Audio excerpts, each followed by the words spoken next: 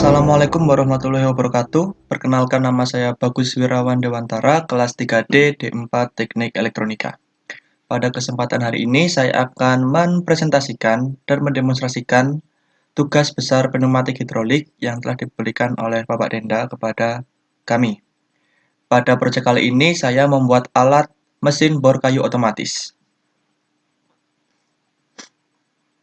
Latar belakang mengapa saya membuat alat ini adalah perkembangan zaman yang semakin maju dan berkembang saat ini menuntut cara berpikir manusia yang semakin maju dan berkembang pula. Semakin maju zaman, maka semakin banyak pula pekerjaan manusia yang mulai digantikan oleh sebuah sistem yang bekerja secara otomatis.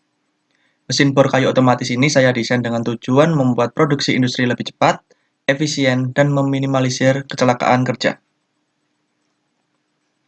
Lalu berlanjut ke tujuan. Dua tujuan yang saya ciptakan pada proyek kali ini adalah yang pertama adalah menciptakan daya produksi yang cepat dan efektif. Dan tujuan kedua adalah meminimalisir kecelakaan kerja bagi pekerja pabrik. Dan berikut adalah desain alat yang telah saya desain. Bisa dilihat di pojok kiri atas itulah gambar yang tampak dari sisi kiri, lalu yang pojok kanan atas itu adalah gambar dari sisi kanan. Dan bisa dilihat itu di bawah terdapat wadah, lalu ada konveyor, dan ada 4 silinder. Dan yang bawah itu adalah gambar tombol kontrol. Ada 4 tombol, yang pertama adalah emergency, ada start, stop, dan inisialisasi. Dan berikut adalah alat dan bahannya dalam pengerjaan proyek ini. Dalam pengerjaan proyek ini, saya menggunakan software Vesto Fluid Sim. Dan mekaniknya ada double acting cylinder, 5/2 wave valve, kompresor, push button, detent switch, switch, relay, timer, dan flow control. Dan berikut adalah prinsip kerja sistem alat ini. Balok kayu datang dari solenoid A dan didorong oleh silinder A menuju titik sistem proses kerja atau pengeboran. Silinder A tetap pada posisinya, lalu silinder B akan extend sebagai penjepit balok kayu yang ada di bor sebagai penguat balok kayu agar tidak goyang saat proses pengeboran. Di saat balok kayu telah terjepit, maka proses pengeboran dimulai dan silinder C akan extend dengan kecepatan yang telah diatur. Selama silinder C dalam posisi extend, maka posisi tetap bertahan selama 3 detik supaya hasil pengeboran sempurna. Setelah pengeboran selesai dilakukan, maka silinder C akan kembali ke posisi semula dengan kecepatan yang telah diatur. Di saat silinder C telah kembali ke tempat semula, disusul dengan silinder B retract, namun silinder A masih dalam keadaan extend. Silinder D akan mendorong balok kayu yang telah dibor ke dalam wadah yang telah disediakan. Di saat balok telah masuk wadah, maka silinder D dan silinder A akan kembali ke posisi awal secara bersamaan dan kembali memulai proses pengeboran baru. Jika terjadi sesuatu hal yang tidak diinginkan, maka terdapat tombol emergency yang menyebabkan semua proses berhenti bekerja dan mengembalikan posisi silinder ke posisi awal sebelum alat mulai bekerja.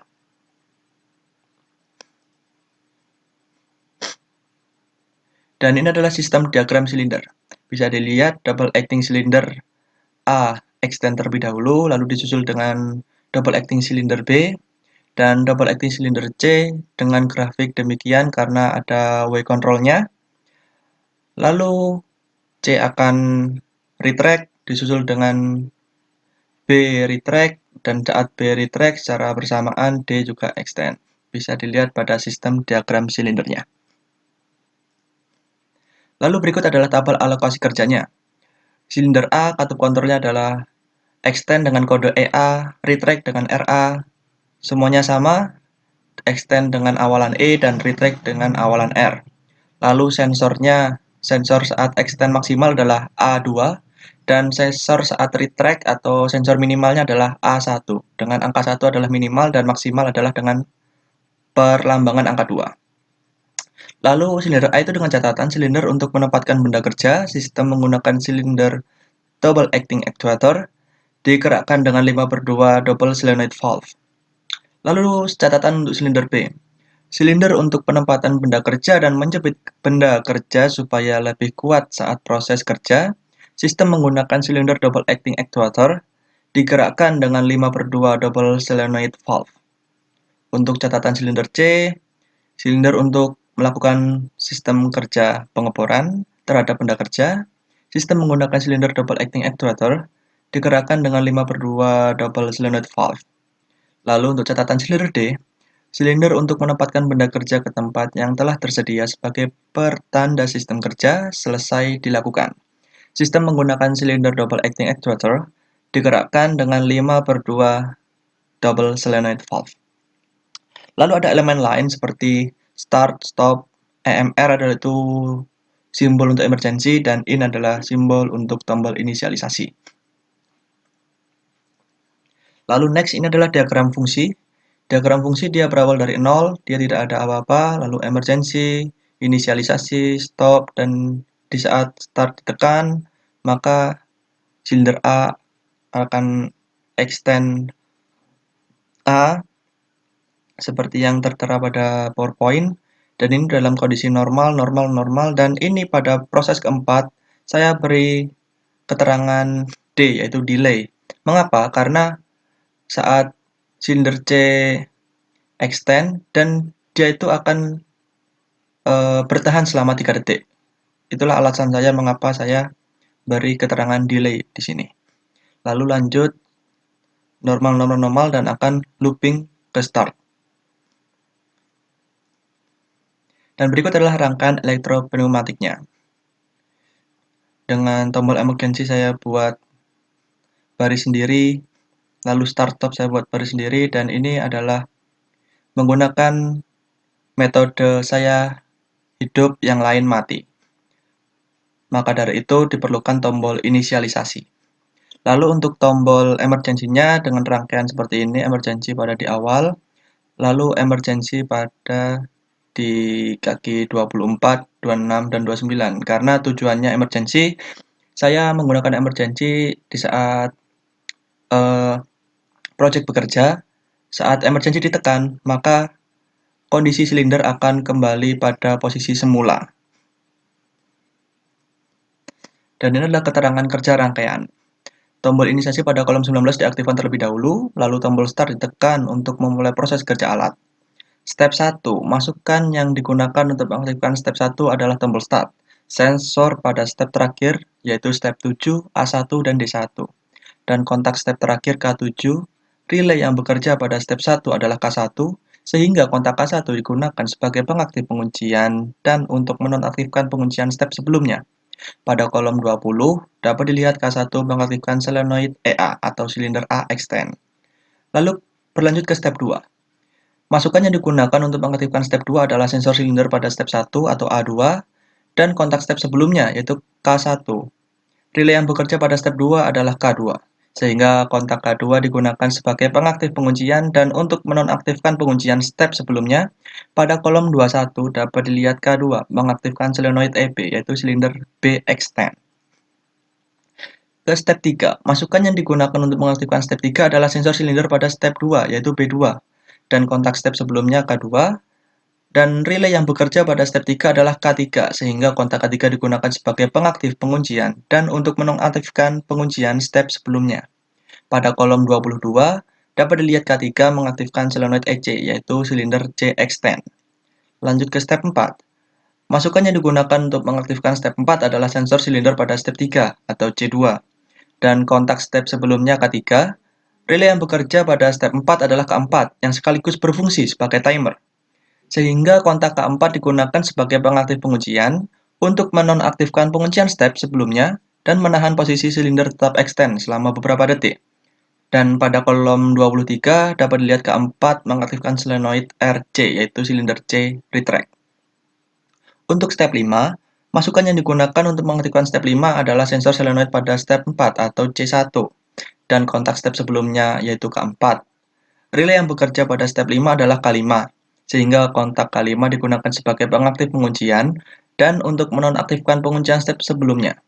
Pada kolom 25 dapat dilihat K5 mengaktifkan solenoid RB atau silinder B retract. Ke step 6, masukan yang digunakan untuk mengaktifkan step 6 adalah sensor silinder pada step 5 atau B1 dan kontak step sebelumnya K5. Relay yang bekerja pada step 6 adalah K6 sehingga kontak K6 digunakan sebagai pengaktif penguncian dan untuk menonaktifkan penguncian step sebelumnya pada kolom 27 dapat dilihat K6 mengaktifkan solenoid ED atau silinder D-extend. Lalu lanjut ke step terakhir yaitu step 7. Masukan yang digunakan untuk mengaktifkan step 7 adalah sensor silinder pada step 6 atau D2 dan kontak step sebelumnya yaitu K6. Relay yang bekerja pada step 7 adalah K7, sehingga kontak K7 digunakan sebagai pengaktif penguncian dan untuk menonaktifkan penguncian step sebelumnya. Pada kolom 28, dapat dilihat K7 itu mengaktifkan solenoid RA atau silinder A retract dan solenoid RD silinder D retract yang retract secara bersamaan. Dan seterusnya kembali ke step pertama. Jadi setelah step 7 akan looping kembali ke step yang pertama. Lalu ada lagi tombol stop, ditekan jika telah selesai menggunakan alat. Lalu ada tombol emergency atau EMR pada kolom 1 dapat diaktifkan di saat sistem kerja tidak berfungsi sebagaimana mestinya. Di saat tombol EMR ditekan, maka proses kerja akan langsung berhenti dan mengembalikan posisi silinder ke posisi awal semula. Dan ini berikut adalah video simulasinya. Dan perlu ditekan tombol inisiasi, lalu start, A extend, B extend, C extend secara perlahan karena ada wave controlnya di situ. Lalu ada timer, dia akan bertahan selama 3 detik agar pengeboran dilakukan secara sempurna. Lalu dia akan retract, B retract, dan step terakhir A dan D akan retract. Pada kesempatan kali ini, saya klik stop. Dia akan tetap jalan, karena stop di sini saya buat dia terus berjalan hingga proses selesai, dan di saat proses sudah selesai, dia akan berhenti. Lalu kita coba start lagi, kita coba tombol emergensinya. Di saat bekerja, saat emergensi ditekan, maka semua silinder akan kembali pada posisi semula. Kesimpulan dari proyek ini adalah yang pertama adalah mesin bor kayu otomatis merupakan terobosan baru untuk menciptakan daya produksi yang cepat dan efektif. Cara kerja yang bersifat otomatis menyebabkan alat ini tidak memerlukan pekerja yang banyak. Lalu kesimpulan yang kedua, pada sistem rangkaian menggunakan prinsip saya hidup yang lain mati, serta pada rangkaian menggunakan button emergency dengan tujuan safety. Ya. Mungkin cukup sekian presentasi proyek tugas akhir saya untuk mata kuliah pneumatik hidrolik. Saya Bagus Irawan Dewantara, kurang lebihnya mohon maaf. Terima kasih dan wassalamualaikum warahmatullahi wabarakatuh.